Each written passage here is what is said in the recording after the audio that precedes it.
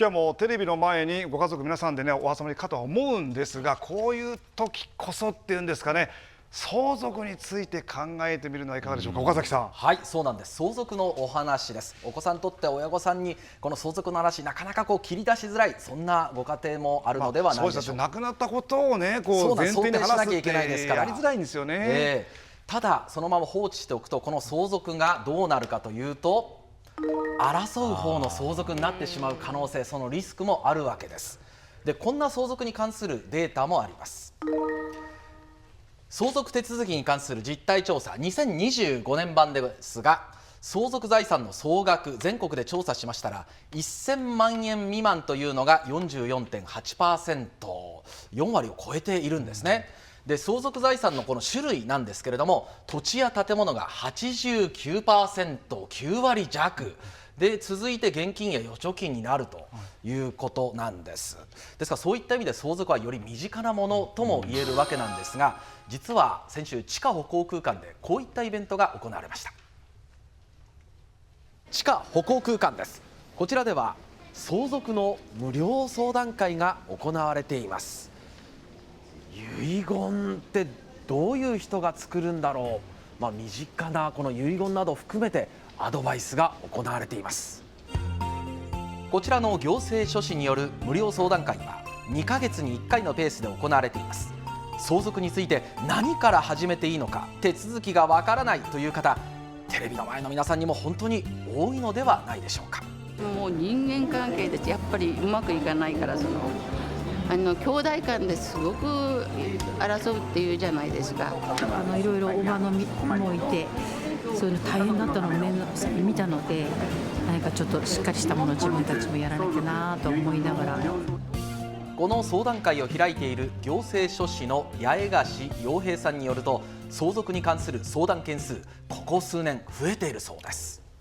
3、4年前までは年間ベースで10件何十件、っていうようなご相談ですとかご依頼があったところですけれども、ここ2、3年だともう本当にそれがもう月1ヶ月で、もうそういった、十数件何十件という、ご相談いただいたりとかですね。難しく考えがちですが、相続についての基本的な考え方を教えてもらいました。民法という法律で法定相続分っていうのが決まってるんですけども、例えば父親が亡くなった時に、その配偶者、自分から見たら母親ですねが、基本的には2分の1をまず相続すると。で、残りの2分の1を子どもたちで、均等に相続するという法定相続分っていうのは決まってるんですけども、ただ実際はですね、もう話し合い、全て相続人の話し合いで、その割合を決めていくっていうことになってますので。実際にはどんなトラブルが起きてしまいがちなのでしょうか。前の奥さん旦那さんとの間に子供がいて、で今の婚姻ですね、関係の間でも子がいると、そういうですね親が違う子同士のトラブルっていうのが一つあります。他にも子供がいない夫婦で夫が亡くなった場合、妻の他に相続人となる亡くなった夫の兄弟と相続でトラブルとなるケースもあるそうです。もともと血のつながってない人たち同士になるので、話し合いっていうのは難しくなってきますから。その他にも家族環境によるトラブルも多いそうです。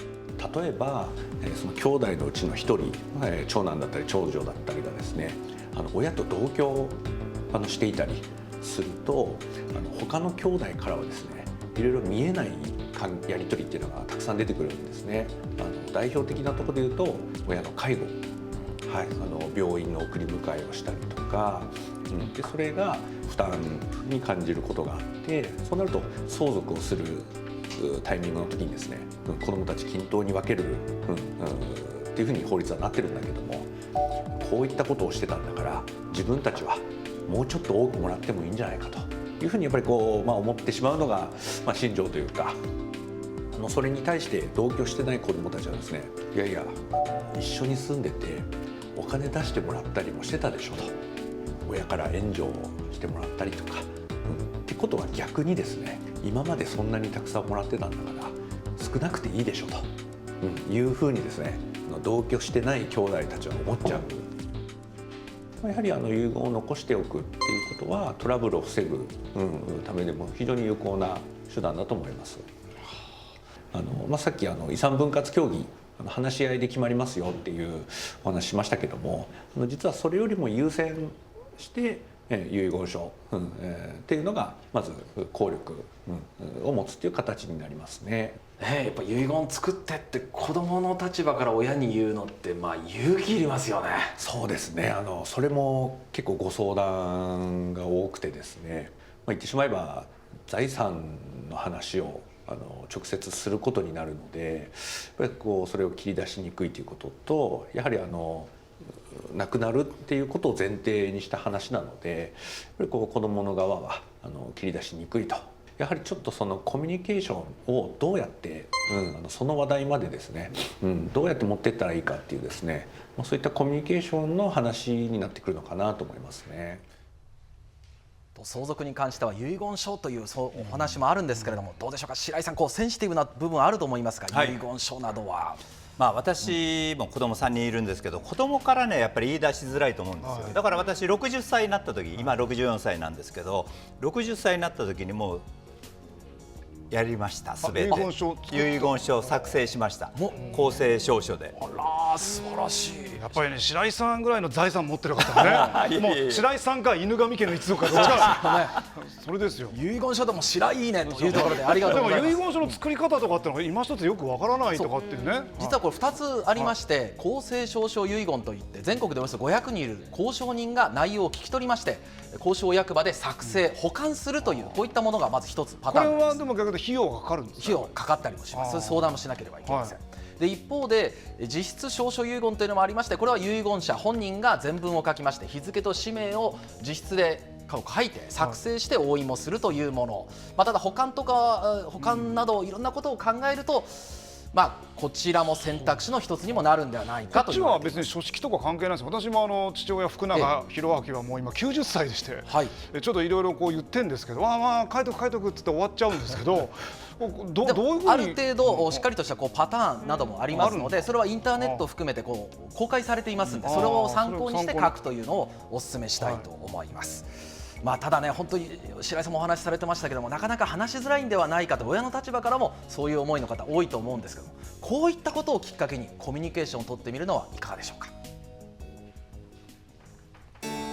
無料相談会が行われていた地下歩行空間でこんな展示がありました。相続の無料相談、そのお隣には、失礼します、普段なかなか見ることのない家系図も展示されています。このスペースでは家系図の無料相談も行われているんです。これ皆さんの家系図作ってくれるの？つまり相続の話をするきっかけとして家系図を作ってみてはいかがですかという提案なんですね。で実際に家系図を作っている会社訪ねてみました。失礼します。どうもお忙しいところすいません。よろしくお願いします。家系図をこの場所で作成されているということ、今まさに打ち合わせしながら。そうです。そうなんですか。家系図自体は戸籍を取りながら作っていくものなんですけれども、うちは文献を使った調査もかなりやるので、どんな文献を調べて、その文献で何が分かったかっていうことを逐一記録していく感じですね。実際の資料ですね。まず戸籍だったりとか、多分これが一番古い戸籍でしたね。こんな古いものを調べられるんですね。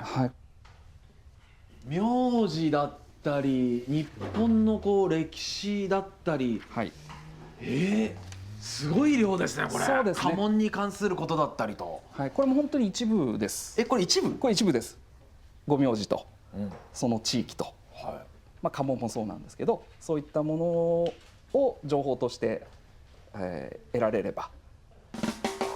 福永さんの家系についても名字から推測できる範囲で聞いてみました。名字だけでも。そうですね。福永さんで福永というご名字はこれは地名に由来するご名字で、字のごとく福が長く続くようにっていう願いが込められた名字だと言われてますね。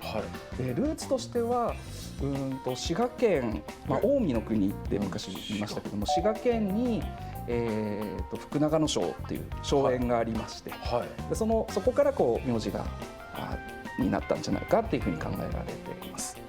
で戦国時代だと蒲生氏郷っていう有名な戦国武将いますけれども、蒲生氏郷で有名な蒲生家の家臣福永姓の武将がおりますので、そこが拠点というかルーツになってるんじゃないかと。お名前が出てくる武将がいるっていうのは相当それなりの、重臣だったはずなので、これ今福永さん喜んでますよ。ワイプで出てよっしゃって多分言って気持ち的には足軽って感じですけどね。そう足軽じゃなかったんですよ。じゃなかった。小野一族、安倍一族なんでしょうかね。映画のタイトルみたいな安倍一族ってあるんです。そうですね。結構貴重な書籍ですね。書籍。もうこの中でもそもそも家系図のページというのがいっぱいあるわけですね。そうなんです。どういうルーツなのかっていうことがいろいろ記載されてくるものですね。寛政徴集書家譜というもう一回言ってもらっていいですか。寛政徴集書家譜っていう本になります。これ早口言葉で3回言ってください。あなたが言えないでしょ。そうですね。江戸時代の寛政年間に作られた幕府が命じて作らせた家臣の系図なんですよね。細かい。そうなんです。あら、これ名前とその由来と言いますか。そうですね。由緒ですね。うわ。で家系図ですね。よいしょ。なんだこれドキドキする。家系図がこんな感じになって、これが周東さんのもの、実際に私の調べたものになります。ごめんなさい。まずごめんなさい。ご本人がどこにあるんですか、この中で。私こちらにおります。周東正樹さん。昭和52年8月1日生まれ。1、2、3、4、5、6代上まで。6代。わかりました。6代上。周東兵介さん。というのが戸籍上確認できる一番古いご先祖。江戸時代の話なんです。他にも例えば国立国会図書館のデータにアクセスしたり家計を調査、気の遠くなるような調査なんです。ただ基本的にやっぱりしらみつぶしで見ていくっていうケースがやっぱ多いです。もちろん現地に直接行って家計の調査をすることも多くあるそうです。この日は調査依頼を受けた人と明治時代の小説家につながりがあるかもしれないということで当別町にある文学費を調査、時には経過報告に伺うこともあります。それだけ丁寧に行っていると。だからお金も少しかかるということです。どこまで遡れるかわからないですけども、そういうのをちょっと知った上で、自分が今後、こういう方々がいたから今ここにいるんだって思えるだけでも、実際に家系図を作った方に話を聞いてみました。いろんな発見あったようです。こちらが家系図ですね。これが家系図。じいちゃんに兄弟がこんな9人もいるなんて全然初耳でした。びっくりしました。聞いたことない。そうですね。じいちゃんは僕は結構小学校入る前ぐらいに確か亡くなっているので、記憶はあるんですけど、あまりこういうなんて言うんでしょう、こういう話をするような年でもなかったので、僕自身がなので初めて知りました。家系図と一緒に家の歴史についての調査報告書も作成しました。その結果、祖先は石川県の能登にいたことが分かったんです。そういったルーツもたどれる。石川県のここ能登の方なんです。地震があった方ですよね。地震の前にちょっと友人と一緒にここまで行ったんですよ。実際に。行きました。もうじゃあこれ調べたこときっかけで。そうですね。どんなところかなと思って。ここに書いてますね。そうですね。で自分もそうですけど、娘も母もやっぱり喜んでました。これ見て、喜ぶしびっくりしてましたね。今娘高校生なんですけど、これを見てやっぱりすごい面白いって言ってたので。なんかそういう家のことを娘さんと話すってないですよね。そうですね。こういうのがないとやっぱり、はい、やっぱり口で喋ってもこういうものがある方が血のつながりを現実に意識する機会っていうのを今失われつつあるので、相続の現場で財産のお話だけをするよりはもう一歩手前で家族がどうやって今に至るのかっていう話を皆さんでできるっていうのはすごくいいきっかけというか、相続においてもいいその土台を作ることになるんじゃないかなって思いますね。お話を聞いた周東さんの家系図と戸籍調査報告書を実際にスタジオにも用意しました。先ほど皆さん見ていただきました。いかがですか？いや、こんなにこう細かくで調べてもらうと意外なところがルーツだったみたいなことが分かるわけですよね。そうなんですよ。はい。細かくできているということですが、家系図だけの作成の場合は調査費込みで13万円、兄弟などを省いた簡単な家系図ですと4万9800円、現地調査など、本格的な調査をする場合は19万8000円からとなっています。相続を争わない相続にするためにも、本当にね、何かきっかけを作りまして気軽に話すという、そういった意味でも家系図有効なんではないでしょうか。ぜひ家族で話をきっかけ皆さんも作ってみてください。自分のルーツを知るって結構ねワクワクすることもあるんですよね。